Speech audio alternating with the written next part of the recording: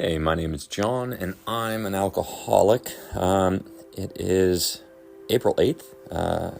Message is an inside look. We want to find exactly how, when, and where our natural desires have warped us. We wish to look squarely at the unhappiness this has caused others and ourselves. By discovering what our emotional deformities are, we can move towards their correction. 12 Steps and 12 Traditions, page 43. And reflection here. Today, I am no longer a slave to alcohol. Yet in so many ways, enslavement still threatens myself, my desires, even my dreams. Yet without dreams, I cannot exist. Without dreams, there is nothing to keep me moving forward.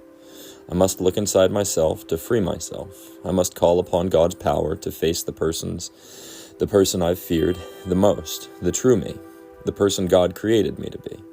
Unless I can, or until I do, I will always be running and never be truly free.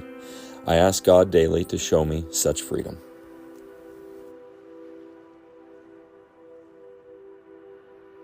All right. We want to find exactly how, when, and where our natural desires have warped us. As I said kind of last week, in the middle of the fourth step here, so there's a lot of introspection and looking within that's going on. Also just got back from divorce proceedings, and it didn't go great. There's going to be some changes in how and when I can see my daughter, and a lot of that's largely because of the actions that I made, and unfortunately I have to live with that now, and kind of living with my free will, and that was kind of the theme of some of the meetings that I went to there was will, our willpower and our power of will, and pushing our power of will and God's will for us.